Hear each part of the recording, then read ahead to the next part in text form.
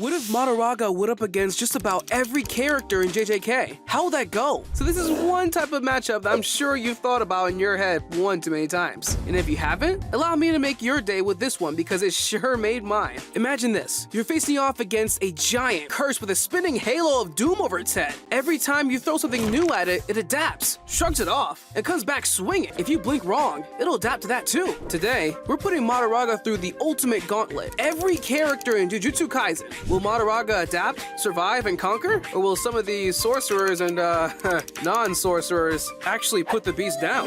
Let's find out. First up on the chopping block is none other than the OG himself, Yuji's grandfather. Mahoraga would obliterate him. No cursed energy, no combat skills. The only thing Mahoraga would need to adapt to is resisting the urge to walk away out of sheer pity. Honestly, I would give this fight a difficulty level 0 out of 10. Mahoraga wins, but not without emotional damage. We can't completely count our favorite grandpa out entirely, now can we? Next up is Yuji. If we're gonna be breaking hearts, let's get that out of the way while it's still early. Emotional. If there's one thing Yuji is good at, it's taking a beating. And that's exactly what Mahoraga dishes out. Right off the bat, Yuji isn't fighting to win. He's fighting to survive. His superhuman strength, martial arts, and relentless endurance makes him tough. But against Mahoraga, that's like bringing brass knuckles to a tank fight. Yuji's advantage lies in his Black Flash. If he lands it, the damage could be enough to rattle Mahoraga's adaptive senses. The wheel could spin, taking notes of the cursed energy spike and recalibrating for the next strike. The problem? Yuji's got no cursed technique, no trump card to throw off Mahoraga's rhythm. As the fight drags on, Yuji's strategy would boil down to one thing: don't die. He dodge, weave, and counterpunch, pushing his body past its limits. Maybe, just maybe, he lands a couple of Black Flashes, enough to make Mahoraga's wheel spin like a roulette table. But the truth is brutal. Yuji's raw strength can't outpace Mahoraga's adaptability. Eventually, the wheel stops spinning, and Yuji stops breathing. The difficulty level for this fight would be a strong 5 out of 10. Coming in next is perhaps one of the leading contenders for being a fraud in the JJK universe. Mei enters the fight with one plan: hit Mahoraga before Mahoraga hits back. Her Black Bird manipulation technique allows her to control crows, using them as both scouts and weapons. But her true trump card? The Bird Strike. One crow, one dive. One instant kill. The question is, would it work? Mahoraga's first challenge is spotting the attack. The crow soars high, out of reach, while Mei uses her cursed energy to command the fatal dive. As the crow swoops in, Mahoraga's wheel spins, sensing the incoming threat. The first strike might land, a direct hit, forcing Mahoraga to adapt to the instant kill technique. But here's the thing, Mahoraga doesn't fall for the same trick twice. The next time Mei launches a bird strike, Mahoraga's reflexes would sharpen. The wheel spins, and suddenly the crow gets slapped out of the sky before it even reaches striking distance. Without the element of surprise, Mei has no plan B.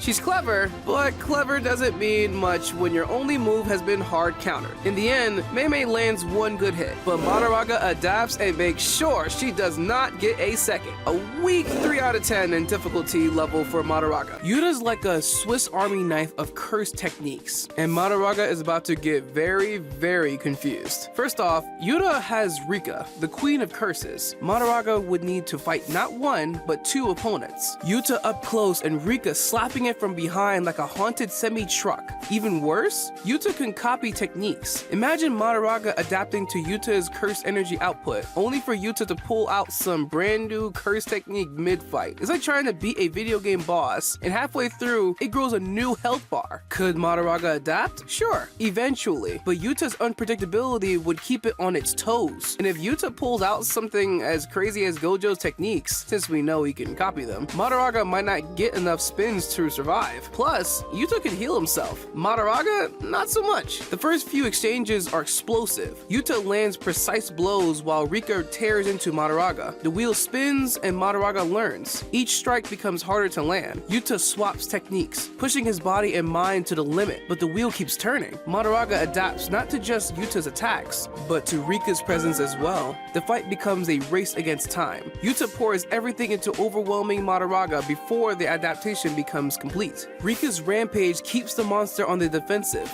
But with each spin, Mahoraga moves smoother, faster, deadlier. In the end, Yuta's only hope lies in innovation, using his copy technique to throw Mahoraga off balance, crafting unpredictable attacks faster than the wheel can spin. It'd be a battle of prodigy versus persistence. And while Yuta has the skill, Mahoraga has infinite patience. The outcome? Let's just say the difficulty level is at a 9 out of 10 for Mahoraga, and Yuta still wins, but not without a cold sweat. Next is Chozo. Now, Big Brother isn't just strong. He's got a blood-bending curse technique that makes him a nightmare in close combat. The moment the fight starts, Chozo would be a problem, firing off high-speed blood bullets that can punch through solid concrete. Whether that would be strong enough to pierce Mahoraga is the question. But Chozo isn't done. He would engage in tactics, using his flowing red scale technique to enhance his physical abilities. Suddenly, he's zipping around the battlefield, launching a flurry of attacks. Mahoraga's wheel spins faster, adapting to Chozo's speed and technique.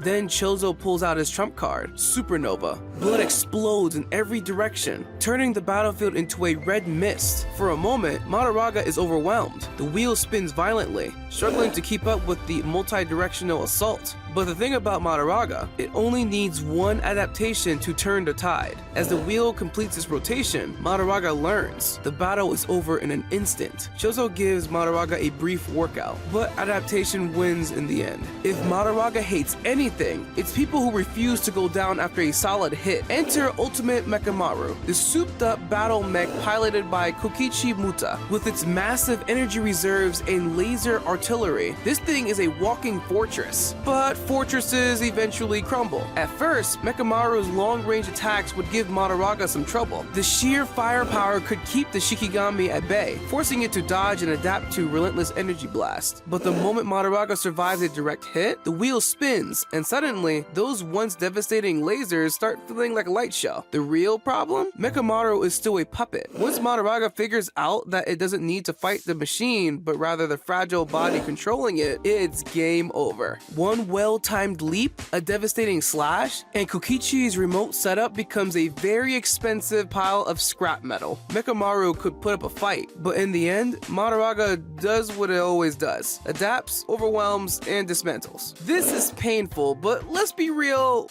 Miwa is getting packed up in record time. She's a solid swordswoman. She's got good technique. She even has simple domains to block curse techniques. But Mahoraga doesn't care about any of that. It swings its massive blade once, and if Miwa doesn't dodge, the fight ends in a single slash. Her best bet is using her speed and finesse to evade while looking for an opening. Maybe she tries a last-second eye slash, hoping to land a decisive cut before the wheel turns. But the problem is, Mahoraga doesn't just have raw power, it has durability. A glancing blow isn't enough, and a deep cut will only buy her a few seconds before adaptation kicks in. Miwa tries, she really does, but the moment Mahoraga gets a read on her movements, it's over. Poor girl deserves better. Moving on to someone who can take a hit and keep going. Kinji Hakari's jackpot ability gives him 4 minutes and 11 seconds of virtual immortality, resetting his body every time he lands a domain expansion. Against Mahoraga, that's both a blessing and a terrifying gamble. Hakari starts off swinging, diving into close quarters combat with the confidence of a man who literally cannot die. For now. His blows land, sending Mahoraga skidding back, but the Shikigami responds with brutal counterattacks. It slashes, it pounces, it adapts, but as long as Hakari keeps hitting those jackpots, he shrugs off the damage and keeps the pressure on. Hakari's real nightmare isn't surviving, it's the wheels syncing up with his jackpot timing. If Mahoraga adapts to the interval between his immortality resets, the beast might pull off the ultimate counter, timing a finishing blow right as Hakari's invincibility drops. Imagine flexing your immortality only for Mahoraga to clock out the second your shift ends. But here's a real kicker. Mahoraga doesn't need to kill him outright, it just needs to learn.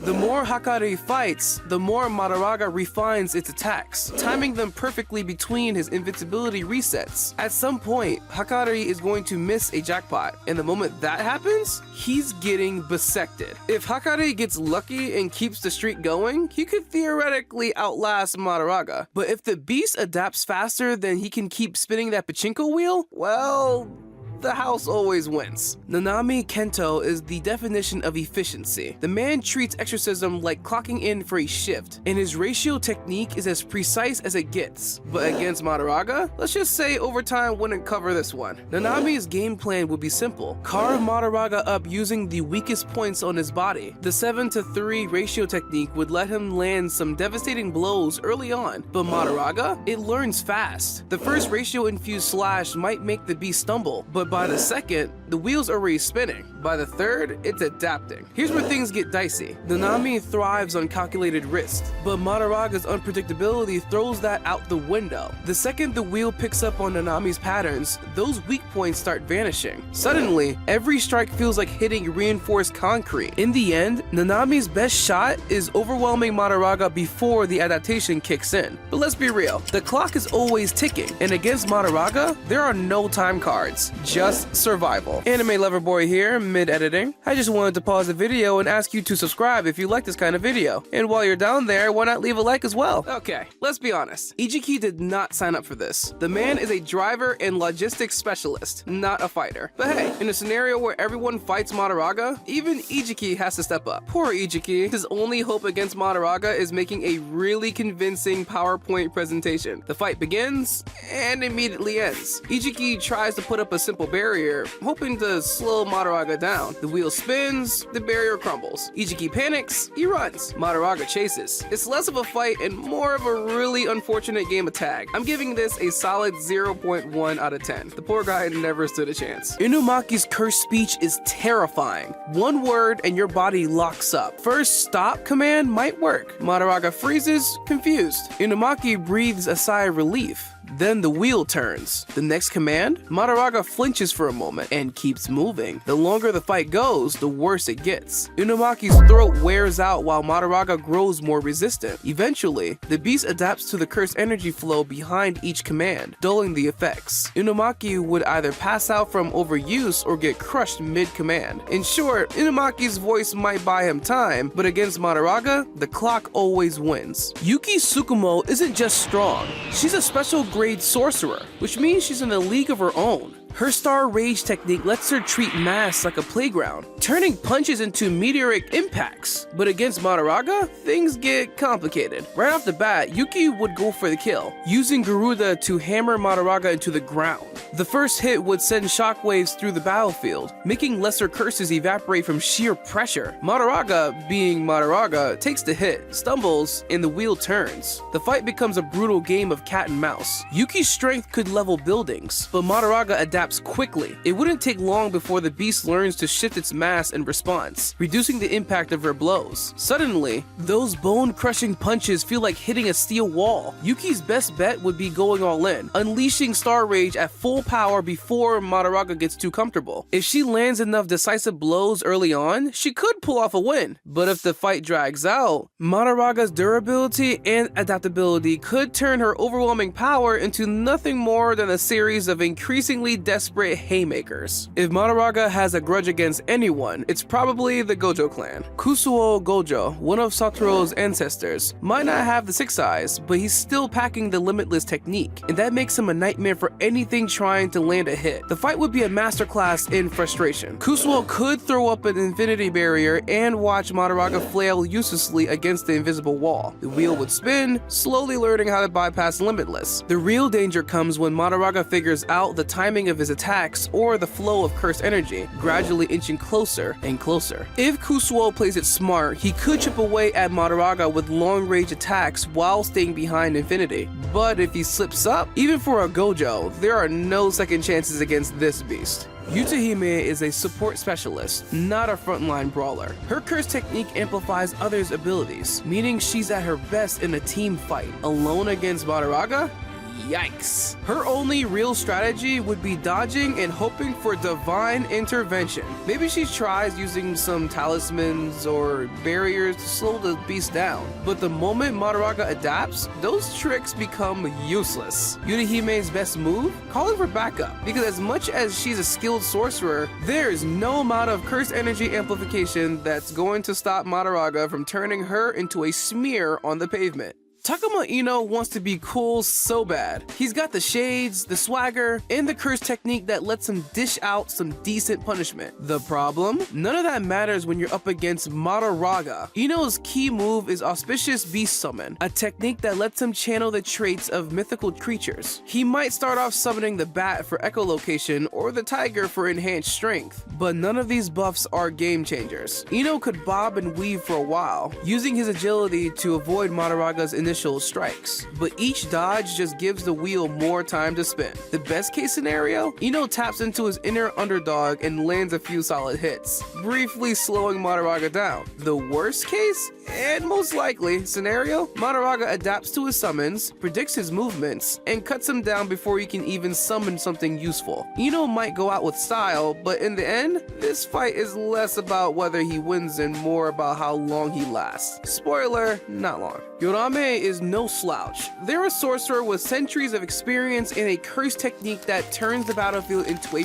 frozen wasteland. Right out of the gate, Yorame would go for the kill, unleashing Icefall to lock Mahoraga in place. The Shikigami's massive size works against it, making it a perfect target for wide-range ice attacks. But Mahoraga doesn't stay frozen for long. The wheel turns, and soon enough, the beast is shrugging off frostbite like it's a mild inconvenience. Yorame has more tricks up their sleeve, flash freezing attacks, ice weaponry, and raw combat skill, but the clock is always ticking. Every attack teaches Mahoraga something new, slowly closing the gap. If Yorame can end the fight before adaptation reaches its peak, they stand a chance. But if Mahoraga survives the opening onslaught, the ice melts, and so does Yorame's hope of winning. Naoya Zenin's projection sorcery is a nightmare for most opponents. By freezing everything he touches into 24 frames per second movements, he can blitz past even seasoned fighters. But against Mahoraga, it's complicated. The fight starts like a high-speed chase. Naoya zips around the battlefield, delivering precision strikes faster than the eye can follow. Mahoraga swings, misses, and the wheel turns. At first, it seems like Naoya has the upper hand, but then the adaptation kicks in. Mahoraga begins reading Naoya's patterns, adjusting its reflexes to match his absurd speed. The moment it figures out how to track him, even if it's just for a split second, Naoya's advantage evaporates. Worse still, if Mahoraga ever lands a hit, the fight ends instantly. Naoya's only path to victory is overwhelming Mahoraga with speed before the wheel completes a full spin. But let's be real, the longer the fight drags on, the more inevitable his downfall becomes, and Mahoraga is no slouch. This is a fight he would win. If Mahoraga had nightmares, they'd look like Maki Zenin after she got her heavenly restriction upgrade. No cursed energy, pure physicality, and a spear that makes even special grades sweat. From the get-go, Maki has a huge advantage. Mahoraga can't adapt to what it can't sense. Without cursed energy, Maki becomes a ghost. The first time she blitzes Mahoraga, the wheel doesn't even budge. It's like trying to download Wi-Fi in a cave. Could Mahoraga learn to track her movements? Maybe. But every second counts when your opponent is trying to shish kebab you with a cursed tool. Maki is faster, stronger, and far more unpredictable than any sorcerer Mahoraga has faced before. This fight wouldn't be about outlasting the wheel. It'd be about ending the fight before the wheel gets a chance to spin. Difficulty level 7 out of 10. Maki wins, but Mahoraga puts up a fight. Mai versus Mahoraga feels less like a fight and more like a tragic comedy. Armed with a revolver and a bad attitude, Mai would step into the ring knowing full well she's outmatched. But hey, bullets are faster than curses, right? This is less of a fight and more of a really unfortunate misunderstanding. Mai is not weak, she's crafty, precise, and her construction technique is no joke. But against a beast that adapts to anything thrown its way, this is gonna be rough. One swing and this fight becomes a cautionary tale about bringing a revolver to a kaiju fight. Jogo doesn't believe in half measures. The second he sees Mahoraga, the battlefield erupts in a hellscape of molten rock and blistering heat. Maximum meteor? Why not? The volcano head isn't holding back.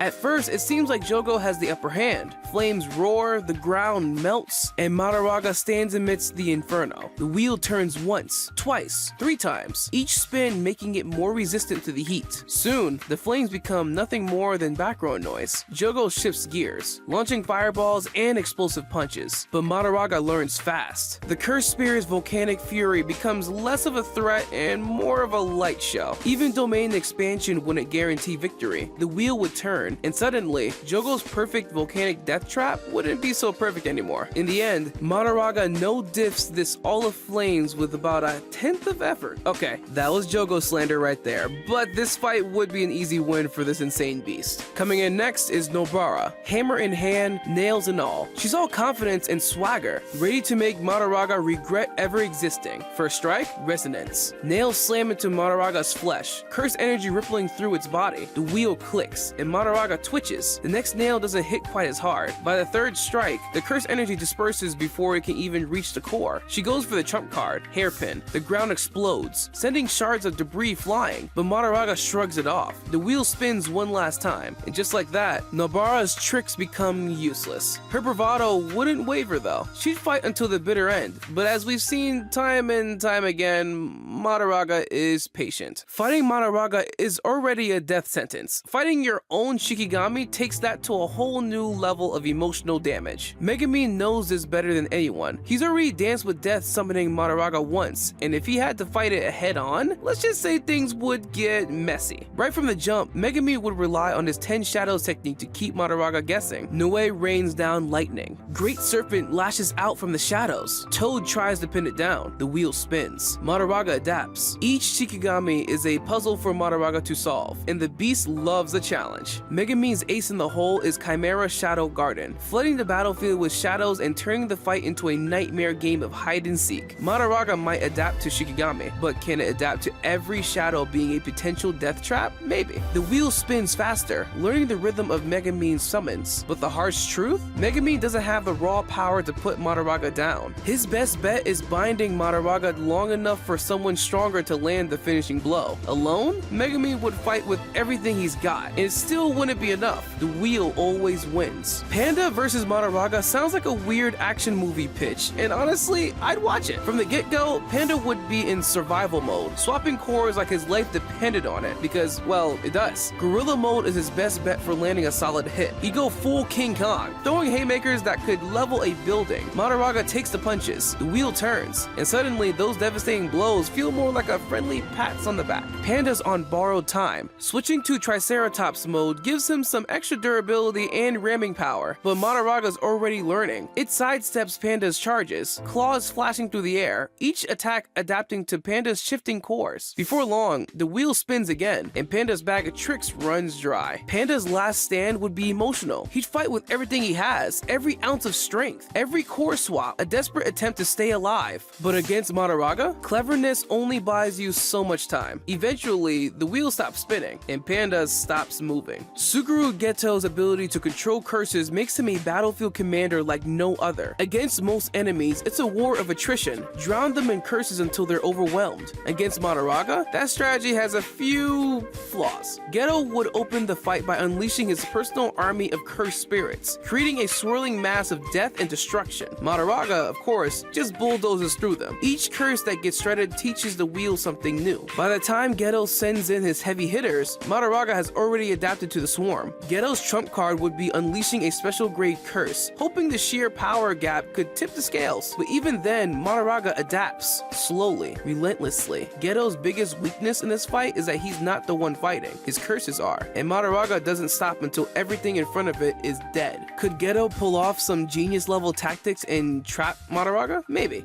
But 9 times out of 10, this ends with Geto standing alone, surrounded by the corpses of his own loyal curses, staring down a Shikigami that never stops learning. Next up is Mahito versus Mahoraga. This is a fight that feels like a bad matchup, and here's why. Mahito's idol transfiguration lets him reshape souls with a single touch, turning victims into grotesque monstrosities. The problem? Mahoraga doesn't have a soul. The fight begins with Mahito trying his usual tricks, shifting his form, dodging attacks, and attempting to land a soul touch. But every attempt is met with cold indifference. The wheel spins. Mahoraga starts reading Mahito's shape-shifting patterns, learning to counter his fluid movements with crushing efficiency. Panic sets in. Mahito's entire identity revolves around manipulating souls. Without that ace in the hole, he's reduced to flailing against an enemy that doesn't care about his philosophy or his fear of death. Every hit from Mahoraga sends him flying, breaking bones that he hastily reforms, only for the process to repeat. In the end, Mahito would realize the horrifying truth. There's nothing to manipulate, no soul to twist, no lesson to teach, just cold, unrelenting power. Mahito may have danced split death before, but against Mahoraga, the music stops. Kenjaku is a cockroach, the kind that survives apocalypses and evolves just to spite you. As a master of curse techniques, he'd approach Mahoraga with the cold calculation of someone who's lived 1,000 years and seen worse. Kenjaku's game plan would be simple: experiment. He'd throw every curse technique in his arsenal at Mahoraga, watching the wheel spin with morbid fascination. Maybe he uses gravity to pin the beast down. The wheel turns. Mahoraga learns to resist.